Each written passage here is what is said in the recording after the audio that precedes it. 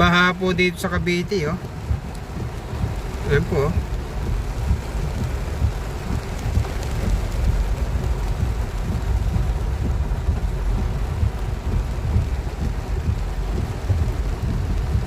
Ayan po, may nagtutulak na po ng owner, oh. Ayan, dito po yan sa Cavite. Ay, yung mga bibiyahe po, huwag muna po tumaan dito. Baka ang